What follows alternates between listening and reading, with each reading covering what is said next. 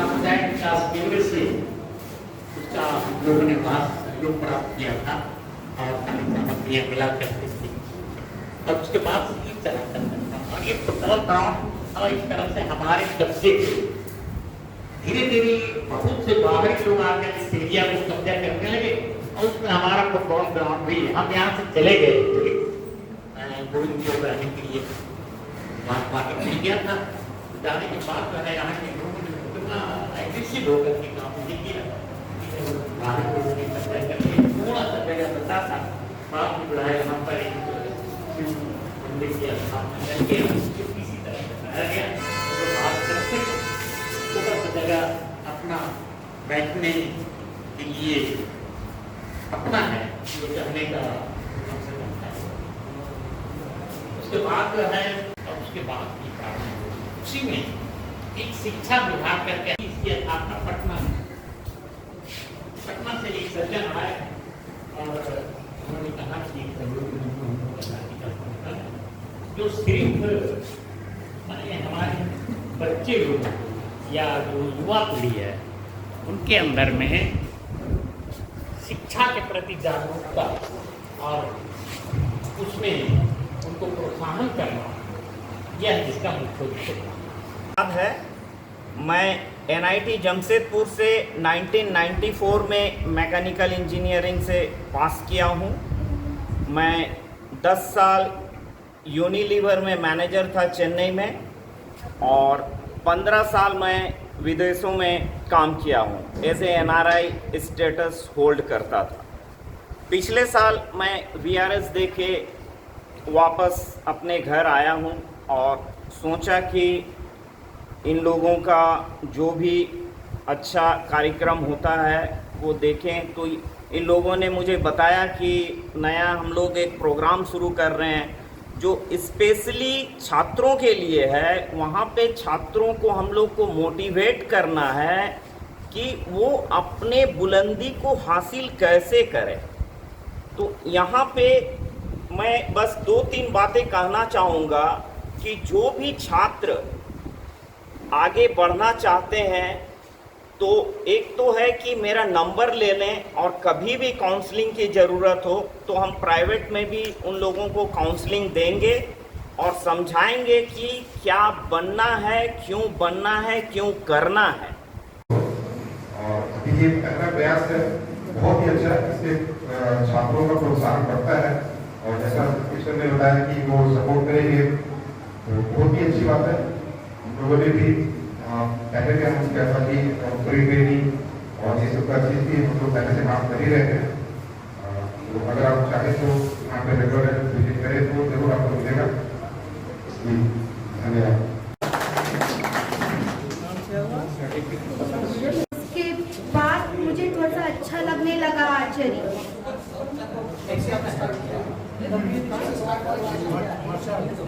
मैंने इन चीज़ों को बचपन से स्टार्ट किया है और आगे भी करती ही रहूँगी। और बात किया मम्मी पापा सबसे पहले, उसके बाद मैंने अपने आप से कहा कि अब तुम ये कर सकती हो, अब कर लो।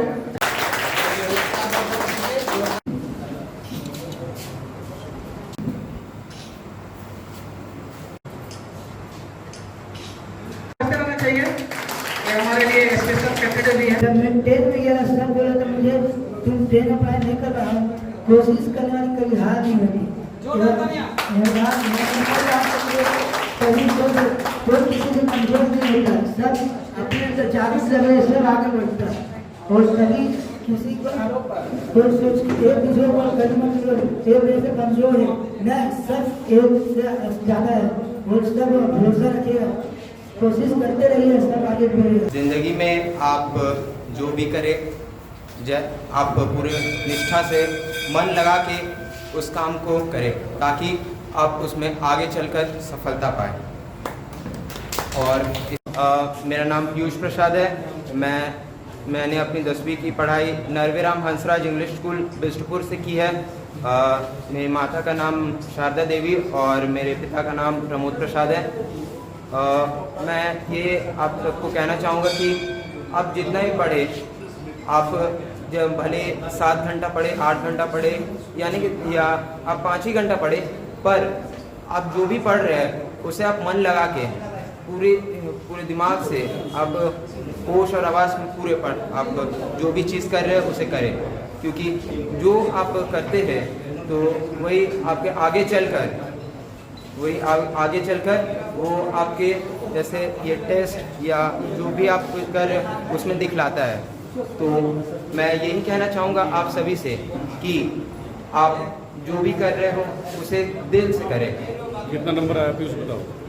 मुझे ICSE में 99%। क्या करना चाहते हैं आगे? मैं आगे भाई ताली बजाते रहिए, ताली में कंजूसी कर रहे हैं, तारीफ हो रहा है। मैं अभी IIT के लिए कर रहा हूँ और सोनल अगर आप यहाँ हैं तो पास में ये IIT के लिए मैं तैयारी कर रहा हूँ। जो भी आप तालियां बजाते रहिए तो हमारे लिए 99% लाने के बाद हाँ। कैसा महसूस कर रहे हो और इसमें किस किस का योगदान है? तो सर मैं बहुत अभी खुश महसूस कर रहा हूँ, क्योंकि मुझे आखिर में अपनी मेहनत का सफलता के रूप में ये 99% एक तरह से प्राप्त हुआ है। और मैं अपनी सफलता के पीछे मैं अपने माता पिता और अपने सभी बंधुगण का मैं आभार प्रकट करता हूँ। मुझे उन सब वो लोग मेरे सबसे मुझे बहुत मोटिवेट किया, मुझे बहुत हेल्प किया मेरे इस 10th के बोर्ड एग्ज़ाम के समय। उन सभी ने मुझे हमेशा मार्गदर्शन किया, मेरे हमेशा साथ रहे। मुझे हमेशा मतलब ऐसा नहीं समझने दिया कि मैं किसी से कम हूँ या मैं ये नहीं कर सकता। उन्होंने हमेशा मेरा प्रोत्साहन बढ़ाया, मुझे हमेशा प्रोत्साहित किया, और मैं उन सब को अपने दिल से धन्यवाद कहना चाहता हूँ। हर एक चीज़ सर बोलना चाहते हैं। एक्चुअली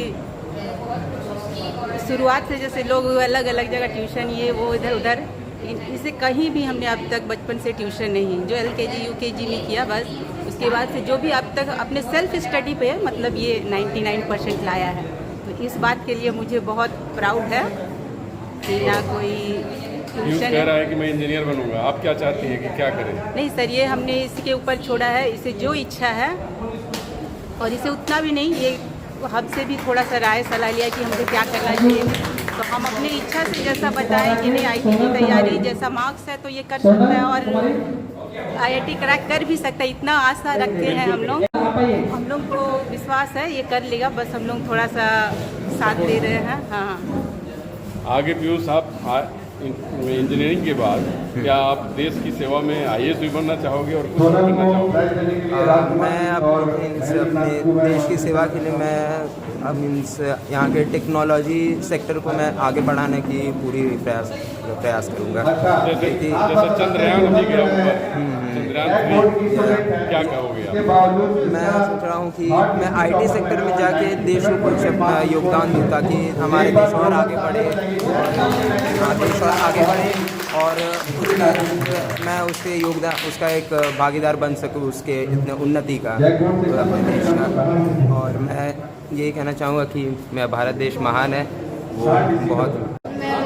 आज मैं इस जगह पे खड़ी हूँ, मेरा जितना मेहनत है सबका श्रेय मेरे दादाजी को और दादी को जाता है। उन्होंने मेरी पढ़ाई में मुझे बहुत हेल्प किया, उन्होंने बताया पढ़ाई का क्या महत्व होता है, आगे लाइफ में पढ़ाई करके क्या करना है। उन्होंने सारा कुछ मुझे सपोर्ट किया मेरी लाइफ में। आज ये दिन भी उनकी वजह से आया है। मैंने इस दिन के लिए बहुत मेहनत की थी। जिस दिन मैंने 10th में एंटर किया था उस दिन से ही इसकी मेहनत में लग गई थी।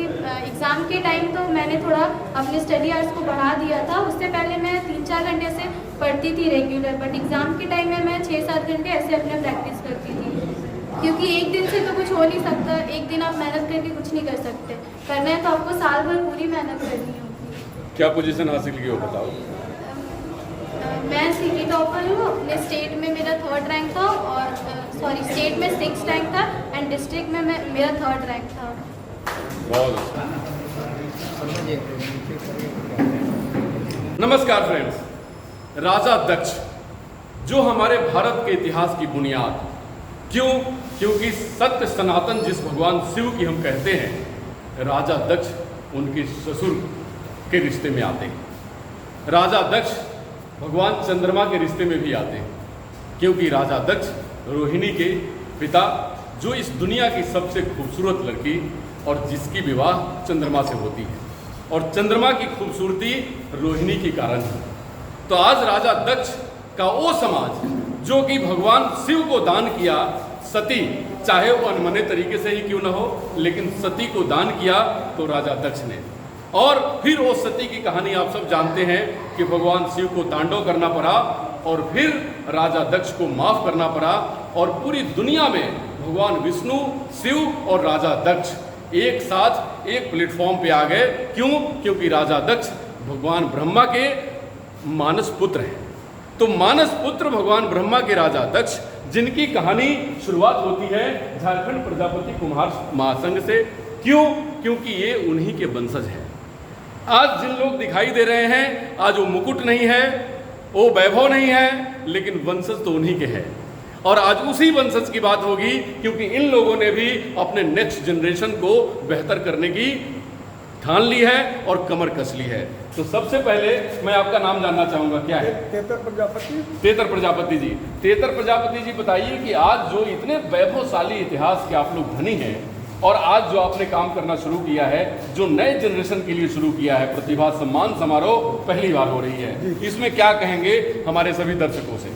हमारा कहना है कि ये जो हम लोग प्रथम प्रतिभा सम्मान समारोह रखे हैं, आने वाले जनरेशन के लिए, उन लोगों को आगे बढ़ाने के लिए ये हम लोग प्रतिभा सम्मान समारोह रखें और बच्चे जो चाह जाएंगे वो कर सकते हैं। वो चाहे जिस लाइन में जाना चाहे, अपनी प्रतिज्ञा लेकर के जाए कि हमें ये बनना है और उसके लिए उनको तन मन से मेहनत करना पड़ेगा। उसके लिए हम लोग पीछे से उनका बैक सपोर्ट में है, चाहे जितना भी हम लोगों को उनको योगदान देना पड़े, हम लोग उनको योगदान देने के लिए तैयार हैं। यही हमारा जो कहना है कि बच्चे अपने प्रतिभा का ध्यान दे प्रतिभा पर और पढ़ लिख करके कुछ आगे बढ़े। ये नहीं कि हम नौकरी के लिए पढ़ रहे हैं, जिस लाइन में भी जाए उस लाइन में करे। यहाँ बड़ा से बड़ा यूपीएससी बन सकते हैं, यूपीएससी क्रैक कर सकते हैं।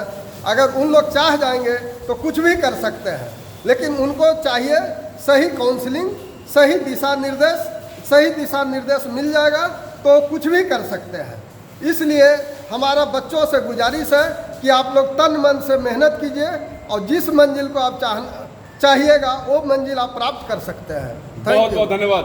अब मैं आज के विशिष्ट अतिथियों में एक प्रमोद पंडित जी से बात करना चाहूँगा। प्रमोद जी, आज बहुत विशेष दिन है। आज अपने पूरे वैभव के साथ अपने समाज की बुनियाद डाल दी है। एक बच्चा 99% नंबर लाया, कितनी गौरव की बात है। वो तो दुनिया में जो चाहे वो कर लेगा। क्या कहना चाहेंगे आप उन सब बच्चों के लिए कि जो अब समाज में आगे आ रहे हैं और फिर वही वैभव हासिल करने की कोशिश कर रहे हैं? मैं तो सबसे पहले उस बच्चों को बहुत धन्यवाद दूंगा और जो उन सारे बच्चों को आगे बढ़ने के लिए प्रेरित किया, वैसे अभिभावकों, माता पिता और बुजुर्गों, भाई को भी धन्यवाद करूंगा कि उनको सपोर्ट किए हैं और आगे बढ़ने में मदद किए हैं। गरीबी नाम की चीज़ उनके अंदर नहीं रही है और न रहेगी। अगर गरीबी है भी तो हमारे यहाँ इतने सारे बुजुर्ग हैं, पढ़े लिखे अनुभवी हैं, उस गरीबी रेखा को पार करने की दिशा और दशा भी दे देंगे जी। बट किसी भी कीमत पर उनके हौसलों को पस्त नहीं होने देना है। जिस दिशा में वो चाहे आगे बढ़ना, बढ़े, हम लोग सब उसके पीछे हैं। और आज जो प्रतिभा समारोह हुई, ये आज तक ही नहीं है, इसके आगे भी हम लोग हमेशा इस तरह का प्रतिभा समारोह करते रहेंगे। वाह, बहुत बहुत धन्यवाद। आज आप NRI हैं, आप विदेशों में भी सेवा दिया है, आप उन सब बच्चों के एक मेंटर भी हैं।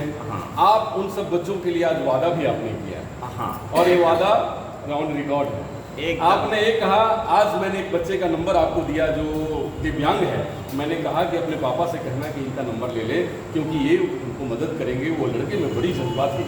वो लड़का को हमने देखा, कहा कि लोग कहा कि मैं मैट्रिक नहीं कर सकता, लेकिन वो लड़का आज मैट्रिक पास किया और अच्छे नंबर से पास किया। मैं हर उस तरह के विद्यार्थी को गाइड करूंगा और गाइड ही नहीं, मैं उसको सही रास्ता दिखाऊंगा कि तुम क्या कर सकते हो, तुम क्या बन सकते हो। एक छोटा नौकरी नहीं, तुम तो कल यहाँ DC बन के आ सकते हो और हम लोग को तुम देखोगे कल। तो मैं इस तरह का गाइडेंस उसको दे सकता हूँ। इतना तक मैं इंस्पायर्ड कर सकता हूँ एक स्टूडेंट को और उसको फील भी होने लग जाता है कि हाँ डीसी बनना तो आसान है। तो ये इंस्पिरेशन आज बहुत अच्छा ये कार्यक्रम एक लॉन्च किए हैं सहयोगी बंधु ने, जो कि मोटिवेशन करना शुरू किया उस तेज विद्यार्थियों को, और तेज विद्यार्थियों को सही डायरेक्शन में लाना वो मैं कर दूंगा। मैं जानता हूं कि बहुत लोग को लगता है कि शायद हम इंजीनियर बन जाए तो बहुत बड़ा बात है। नहीं, मैं तो कहूँगा उस 90 से ऊपर लाने वालों को कि तुम लोग सब आईएएस बनोगे, तुम लोग इंजीनियर नहीं बनोगे। सारा इंजीनियर डॉक्टर्स तो तुम्हारे अंदर में काम करेगा। उस पढ़ाई को समझो कि हम इतना मार्क्स ला सकते हैं तो हम यूपीएससी जैसा एग्ज़ाम को पास आराम से कर सकते हैं, कोई डिफ़िकल्टीज नहीं है। बस ये हम बताना चाहते हैं, ये जज्बा। और बहुत सारा चीज़ है मेरे लाइफ का। मेरा पहला मेंटोर था टाटा स्टील में अरविंद केजरीवाल जी, और 1 महीना हम ट्रेनिंग किए हैं एज ए वेकेशनल वो अरविंद केजरीवाल जो दिल्ली के अभी वर्तमान मुख्यमंत्री है। तो और उसके बाद ऐसा काफ़ी लोग से मेरा पर्सनल इंटरेक्शन हो चुका है, काफ़ी बड़े बड़े कैबिनेट मिनिस्टर्स से जो कि हमसे मिलने के लिए वहाँ आए थे, या हम लोग का मीटिंग हुआ है बीच में।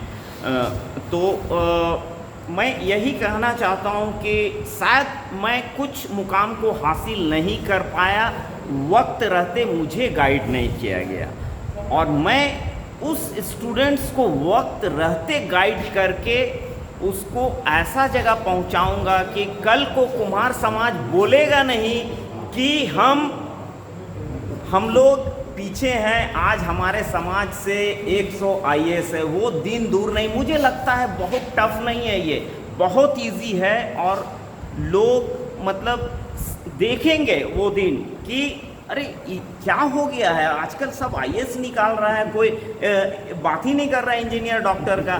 तो मैं यहाँ पे गाइड करना चाहूँगा, और समाज को अगर उठाना है तो वही एक रास्ता है। सर आपको ये जो स्टूडेंट्स है जी, ये जब वो बनेंगे ना तो हम लोग ऑटोमेटिक उठ जाएंगे। सर आपने समाज के लिए एक बहुत बड़ा बीड़ा उठाया है। अपना नाम और अपना नंबर बताइए कि कोई कर सकता है। सबको हम नंबर दिए। मेरा नाम संजीव प्रसाद है, और मेरा नंबर भी नोट कर ले, 9835802730। एक बार और बोले सर।